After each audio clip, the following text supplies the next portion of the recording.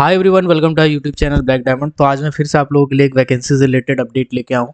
अगर अभी तक आपने हमारे चैनल को सब्सक्राइब नहीं किया तो चैनल को सब्सक्राइब करें, बेल आइकन को प्रेस करें ताकि जब भी मैं वीडियो डालूँ नोटिफिकेशन आप तक जरूर पहुँचे। ओके, चलिए आज का जो वैकेंसी है अभी तक वायरल हो चुका होगा या आप देख चुके होंगे, बट मैं इसके इंटरनल बहुत अंदर तक जाके रिसर्च किया हूँ। एनटीपीसी का जो वैकेंसी पिछली बार निकला था और उससे पहले जो निकला था उन सभी को एनालाइज करके जो जॉब कर रहे हैं उनका टर्म्स एंड कंडीशन क्या होता है वो सब कुछ मैं आपको बताने वाला हूँ। तो सबसे बड़ा सवाल जो पूछा जा रहा है मुझे व्हाट्सएप पे मैसेज करके वो ये है कि क्या ये परमानेंट है या कॉन्ट्रैक्चुअल है। अगर कॉन्ट्रैक्चुअल है तो मैक्सिमम कितना पीरियड तक हम यहाँ जॉब कर सकते हैं और आगे क्या दिक्कत आ सकता है, तो वो सब कुछ मैं आपको बताने वाला हूँ एक ही वीडियो में। इस वीडियो को लास्ट तक जरूर देखिएगा। वीडियो को एक लाइक कर दीजिए। लाइक जब करते हैं तो मोटिवेशन आता है भाई साहब। सबसे पहले ये एनटीपीसी की तरफ से लिखा हुआ है कि वैकेंसी है और यहाँ पे आप अगर गौर करेंगे तो एनएमएल करके एक शब्द लिखा हुआ है। ठीक है, जस्ट अ सेकेंड। तो आखिर एनएमएल है क्या? क्या ये वैकेंसी एनएमएल की तरफ से निकाली गई है या एनटीपीसी की तरफ से निकाली गई है? हमको पेमेंट दिया जाएगा तो कौन देगा, एनएमएल देगा या एनटीपीसी देगा? तो ये वाला सबसे बड़ा क्वेश्चन ये है। देखिए ऐसा है कि एनटीपीसी एक कंपनी है, पावर जनरेशन करती है, साथ ही साथ इसका माइंस भी है। कुछ 2019 में माइनिंग पे ये कदम रखी है, स्टैब्लिश की है अपना माइंस अलग अलग जगह पे और धीरे धीरे उस पर माइनिंग कर रही है। फिलहाल कॉन्ट्रेक्चुअल लेवल का वैकेंसी निकाल रही है। अभी उसी में एनिमल का नाम का एक यूनिट रखा गया है, एक यूनिट है उसका जो पर्टिकुलर माइनिंग में काम कर रही है, पर्टिकुलर कुछ कुछ माइंस में। ठीक है, तो ये देख के आपको घबराना नहीं है। ये एनिमल के अंदर में आप काम नहीं करेंगे। ये कोई एमडीओ कंपनी, एमडीओ का मतलब होता है माइंड डेवलपर एंड ऑपरेटर। ठीक है, जिसमें कोई एक माइंस है उसमें दो कंपनी मिलके काम करती है तो उसको एमडीओ बोलती है। एक होता है एमडीओ, एमडीओ का मतलब बेसिकली ऑपरेशन वगैरह वो देखता है और सेफ्टी वगैरह जो मेन कंपनी होती है वो देखती है। खैर उस पर नहीं आ रहे हैं फिलहाल। एनटीपीसी की तरफ से निकाला गया जी, बिल्कुल एनटीपीसी की तरफ से निकाला गया है। एनिमल का अंदर में इसमें कुछ ऐसा हाथ है। बेसिकली एनिमल एक यूनिट है लेकिन एनिमल के अंदर में नहीं है ये वैकेंसी। ओके, तो एनटीपीसी के बारे में आपको पता होगा, ज़्यादा बोर नहीं करेंगे, डायरेक्ट आते टॉपिक पे। अलग अलग पोस्ट का वैकेंसी निकला हुआ है जिसमें माइनिंग ओवरमैन में निकला हुआ है और यहाँ पे आप गौर करेंगे तो बैकलॉग वैकेंसीज है। बैकलॉग वाली, रिजर्वेशन वाली वैकेंसीज है। बैकलॉग वैकेंसी क्या होती है? इससे पहले जो वैकेंसी निकाला गया था उसमें फुलफिल नहीं कर पाए थे एलिजिबिलिटी क्राइटेरिया बच्चे, या फिर शॉर्टलिस्ट नहीं किया गया था या फिर सीट खाली रह गया था। तो वो जो सीट खाली रह गया था वैसे जो सीट है उसको बैकलॉग वैकेंसी से भरा गया। यहाँ पे देखिएगा 1+1 जो बीएल है ये बैकलॉग वैकेंसी है, +1 बैकलॉग वैकेंसी है, +5 बैकलॉग है, +2 बैकलॉग है, +1 बैकलॉग है, +8 बैकलॉग है। तो ये बैकलॉग वैकेंसीज भी इसमें मिली हुई है। अलग अलग प्रोजेक्ट में है। माइनिंग ओवरमैन की देखेंगे तो पकरी बरवाडी जो हजारीबाग में पड़ता है, इसमें टोटल 8 वैकेंसी है माइनिंग ओवरमैन का। ठीक है, पकरी बरवाडी एक पर्टिकुलर इस जगह पे, और बाकी कैटेगरी आप देख ही सकते हैं। इसके बाद यहाँ पे छट्टी बरियातू है। छट्टी बरियातू में भी देखेंगे टोटल 8 है। ठीक है, इसके बाद आपका के केरंदरी, कैसा कैसा नाम है, 5 वैकेंसी है ना। दुलुंगा है, यहाँ पे 11 है। तलईपल्ली, तलईपल्ली में 17 है। बादाम है, इसमें 3 है।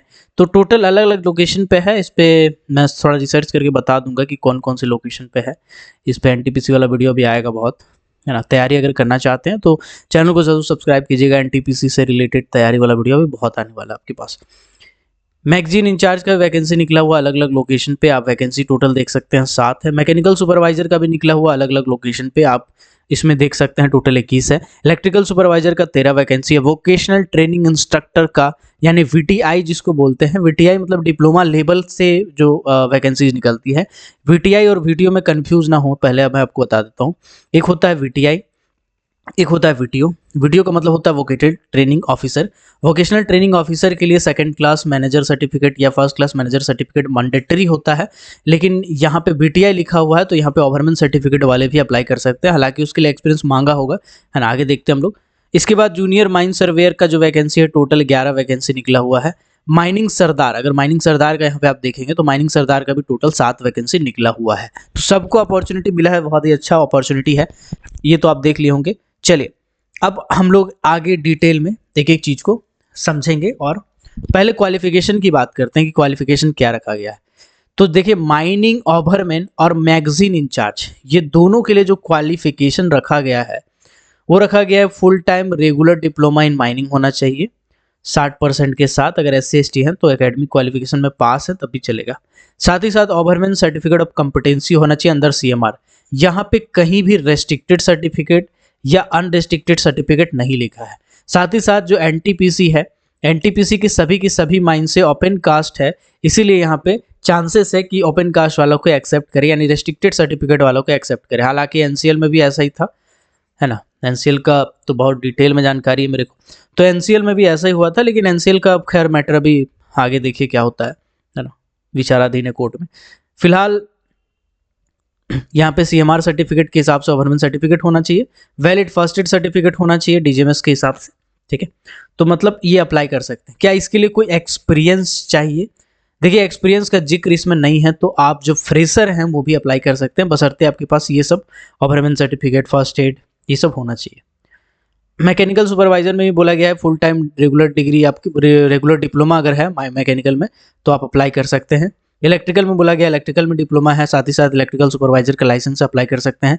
BTI में बोला गया अगर आपके पास डिप्लोमा है माइनिंग में, इलेक्ट्रिकल में, मैकेनिकल में, तो आप अप्लाई कर सकते हैं, ठीक है। मतलब तीनों स्ट्रीम का अलग अलग होगा वैकेंसी, है ना। इसके बाद आपके पास ओवरमैन सर्टिफिकेट होना चाहिए, फॉरमैन सर्टिफिकेट होना चाहिए, ठीक है। DGMS के द्वारा रेस्ट्रिक्टेड अनरेस्ट्रिक्टेड दोनों में से कुछ भी हो चलेगा। साथ ही साथ वैलिड फर्स्ट एड सर्टिफिकेट होना चाहिए। इसके बाद यहाँ एक्सपीरियंस बोला गया है 5 साल का वर्किंग एक्सपीरियंस होना चाहिए किसी भी माइंस में, ठीक है। और 30 साल and not less than 30 year of age, 30 साल से कम नहीं होना चाहिए, ठीक है। ये इसमें बताया गया। जूनियर माइन सर्वेयर में बोला गया है डिप्लोमा होना चाहिए माइन सर्वे से, डिप्लोमा इन माइनिंग इंजीनियरिंग से, diploma in mine and mine surveying से, डिप्लोमा इन सिविल से, कोई भी सर्टिफिकेट हो। साथ ही साथ आपके पास स्टेचुअरी सर्टिफिकेट यानी सर्वे सर्टिफिकेट ऑफ कॉम्पिटेंसी होना चाहिए DGMS के द्वारा। यहाँ पे गौर करने वाली बात यह है कि यहाँ पे CMR का जिक्र नहीं किया गया है, यानी कि MMR वाले जो बच्चे होंगे उसके लिए यहाँ पे एक अच्छा अपॉर्चुनिटी देखने को मिल रहा है। यानी कि आप अगर CMR वाले हैं तब भी अप्लाई कर सकते हैं, साथ ही साथ MMR वाले हैं तब भी अप्लाई कर सकते हैं, क्योंकि यहाँ पे कोई भी ऐसा स्पेसिफिक कंडीशन नहीं बोला गया है, सिर्फ सर्विस सर्टिफिकेट DGMS के हिसाब से ऐसा बोला गया है, ठीक है। तो ये चीज़ का आप ऐसे ध्यान रखेंगे, ठीक है। चलिए अब आते हैं आगे। इसके बाद आते हैं माइनिंग सरदार। माइनिंग सरदार कौन भर सकते हैं? तो जो 10th वाले हैं वो पास किए हैं, साथ ही साथ माइनिंग सरदार का सर्टिफिकेट है, DGMS के अनुसार वैलिड फर्स्ट एड सर्टिफिकेट है तो अप्लाई कर सकते हैं। अभी कुछ विशेष बातें यहाँ पे आपको जान लेना चाहिए, जो पहले इसका पैटर्न रहा है उसको देखते हुए। अगर आप डिप्लोमा इन माइनिंग किए हैं, ठीक है, डिप्लोमा इन माइनिंग किए हैं आप, और डिप्लोमा इन माइनिंग करने के बाद आपने ओवरमैन सर्टिफिकेट प्राप्त किया है, ठीक है, बाकी फर्स्ट एड है आपके पास तो सभी जान रहे हैं। इसके बाद क्या आप माइनिंग सरदार का फॉर्म भर सकते हैं? ये वाला जो फॉर्म है, जी नहीं, बिल्कुल नहीं भर सकते हैं।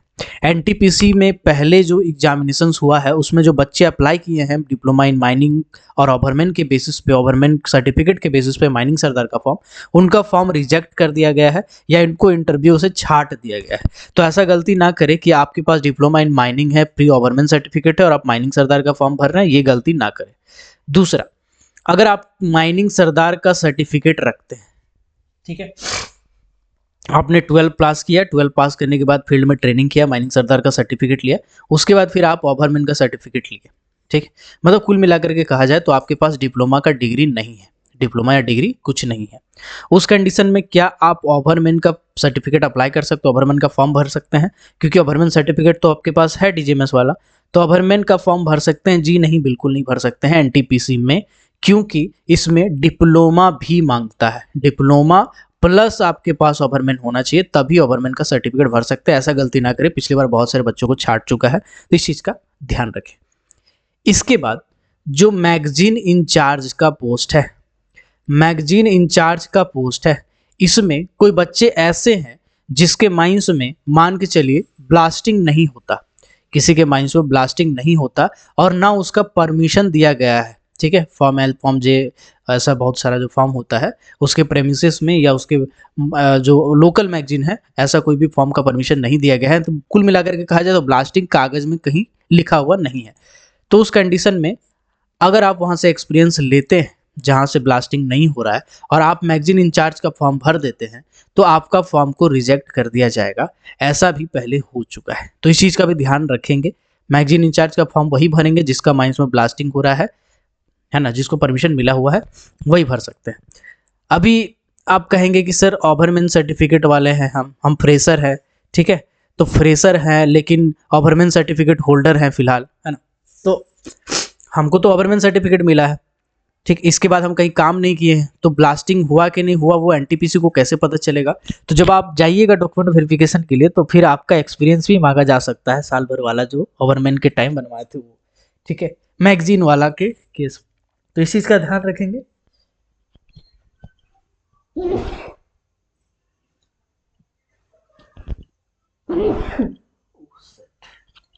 सॉरी फॉर डिस्टर्बेंस, थोड़ा ठंडा मार दिया भाई साहब, है ना। चलिए कोई नहीं, माइनिंग वाले हैं, खून गर्म होता हमारा। तो ये कुछ बातें थी और ये चीज़ का बहुत ही खास ध्यान रखेंगे आप, ठीक है। चलिए, तो ये सब चीज़ का खास ध्यान रखेंगे जो मैंने बताया आपको, इसका खास ध्यान रखेंगे क्योंकि इस चक्कर में बहुत बच्चों का फॉर्म रिजेक्ट हो जाता है। एज क्या मांगा गया? एज मांगा गया 30 साल, ठीक है। अपर एज लिमिट 30 साल होना चाहिए, ठीक है। वोकेशनल ट्रेनिंग के केस में 40 साल होना चाहिए क्योंकि 30 साल तो मिनिमम मांगा है, इस चीज़ का ध्यान रखेंगे, ठीक। बाकी जो रिजर्वेशन है सेंट्रल गवर्नमेंट का वो आप पे लागू होता है एज रिलैक्सेशन में, अपर एज रिलैक्सेशन जिसको बोलते हैं। अभी आते हैं आगे। अभी भाई साहब सबसे मेन चीज़ है, पहले पेमेंट की बात कर लेते हैं। तो पेमेंट तो ऐसा है 50,000 रुपया सीधा सीधी मोटा मोटी हिसाब किताब है। 1 to 6, 1 to 6 का मतलब चलिए आइए देखते हैं। सीरियल नंबर 1 to 6 बोला है कि 1 to 6 में जो सैलरी है वो आपका 50,000 रुपया है, बाकी में 40,000 रुपया है। मतलब कि माइन ओवरमैन में 50,000 टका मिलेगा महीना, मैगजीन इंचार्ज में 50,000 टका बनेगा पर सैलरी, मैकेनिकल सुपरवाइजर में 50,000 टका बनेगा, इलेक्ट्रिकल सुपरवाइजर में 50,000 टका बनेगा, ठीक है। बीटीआई में भी 50,000 रुपया बनेगा, है ना। इसके बाद जूनियर माइन सर्वेयर में भी 50,000 बनेगा। माइनिंग सरदार इकलौता ऐसा पोस्ट है जिसमें 40,000 रुपया महीना बनेगा। अब इसमें पीएफ भी कटेगा तो कुछ काट के आपको दिया जाएगा। इसके साथ बहुत अच्छा बेनिफिट ये दिया जा रहा है कि आपको मेडिकल फैसिलिटी दिया जाएगा अपने लिए, आपका स्पाउस का मतलब बीवी के लिए, है ना। इसके बाद 2 बच्चा के लिए, गिन के 2 बच्चा, साथ ही साथ एचआरए दिया जाएगा अगर जहाँ पे घर गौर नहीं है उसका, या फिर कंपनी एकोमोडेशन दिया जाएगा, ठीक है। तो ये एक अच्छा बात है।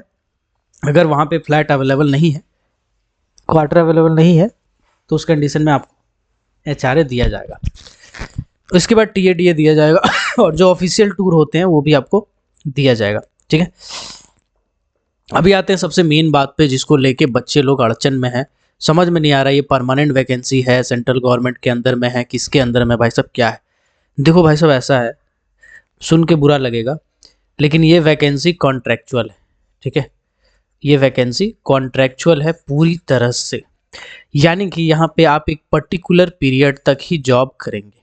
ऐसा कहाँ लिखा हुआ है? ऐसा एडवर्टाइजमेंट में लिखा हुआ है, मैं आपको समझाता हूँ।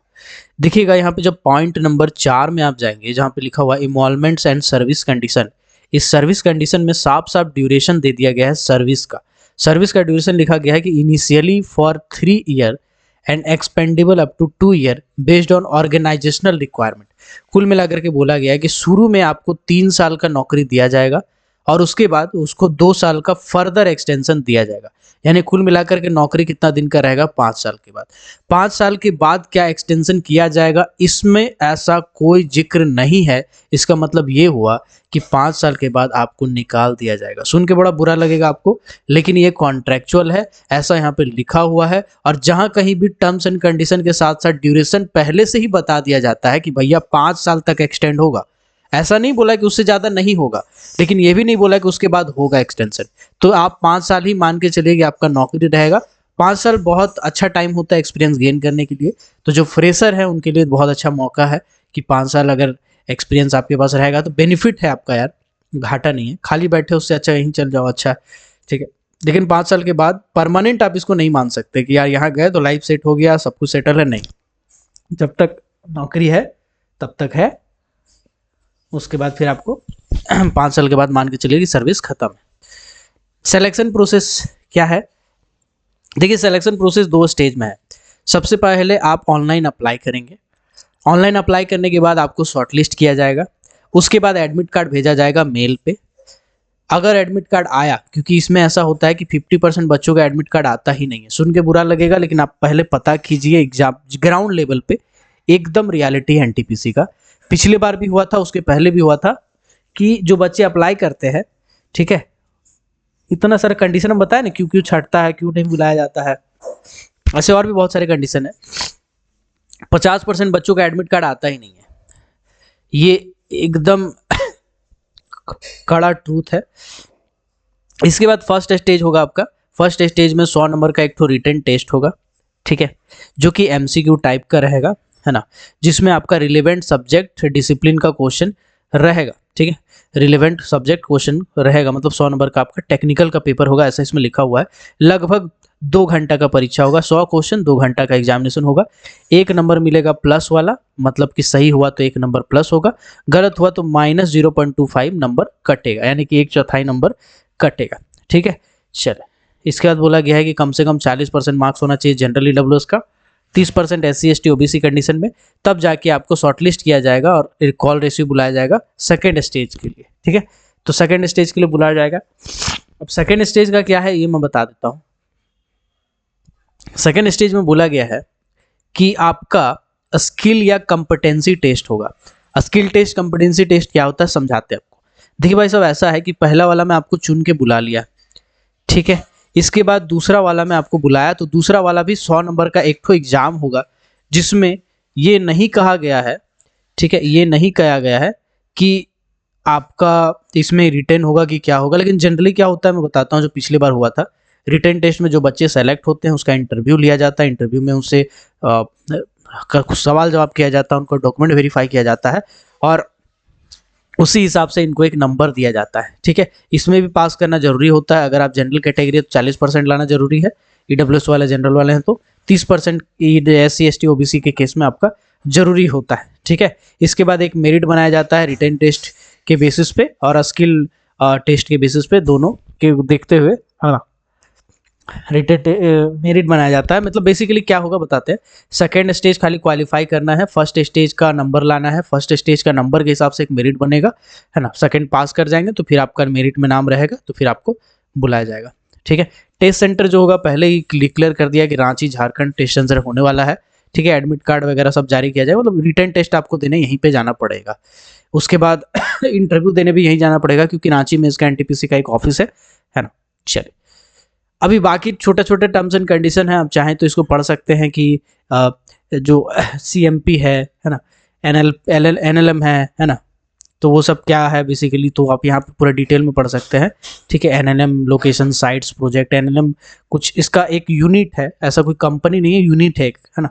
तो उस चीज़ को मैंने स्टार्टिंग में ही बताया है ताकि आपका डाउट क्लियर हो जाए। 300 टका फी रखा गया है, फीमेल कैंडिडेट हैं, SC ST हैं, ये एक्स सर्विसमैन है और लैंड आउटसाइड ही है, यानी कि आसपास में ज़मीन है कोलेरी के आसपास में आपका, तो उस कंडीशन में आपको पैसा नहीं लगेगा, नहीं तो जनरली आपको 300 रुपया लगेगा, ठीक है। चलिए, तो क्लियर ही है। इसमें पेमेंट आप कर सकते हैं ऑनलाइन भी और बैंक में भी जाके कर सकते हैं पेमेंट, ठीक है। फॉर्म भरने का जो डेट है वो स्टार्ट होता है 12 तारीख से, मैं इस पर वीडियो बना दूंगा। 12/12/2023 से स्टार्ट होता है 10 बजे से, जो कि आपका 31/12/2023 तक चलेगा, ठीक। तो अब अगर आप चाहते हैं एनटीपीसी का प्रीवियस ईयर का क्वेश्चन चाहिए आपको कि किस टाइप का क्वेश्चन पूछा गया था इंटरव्यू में भी और रिटन टेस्ट हुआ था उसमें भी, ये दोनों एग्जामिनेशन में किस टाइप के क्वेश्चन पूछे गए थे, अगर आप इस पे चाहते हैं वीडियो तो आप कमेंट सेक्शन में ज़रूर बताएंगे, मैं ज़रूर इस पर वीडियो बनाऊंगा, ठीक है। और एक चीज़ मैं बताता हूँ, मेरा खुद का ऐसा मानना है कि अगर आप खाली बैठे हैं, कहीं जॉब नहीं मिल रहा है, कहीं जॉब कर भी रहे हैं, तो एनटीपीसी में अगर 5 साल का मिल जाए तो वो ज़्यादा बेहतर है एज़ कम्पेयर टू कि अगर आप कोई छोटा मोटा आउटसोर्सिंग कंपनी में काम कर रहे हैं। रीज़न, सबसे पहला एक्सपीरियंस आपको मिल जाएगा, एक्सपीरियंस मिल जाएगा तो वो आपका काम आएगा।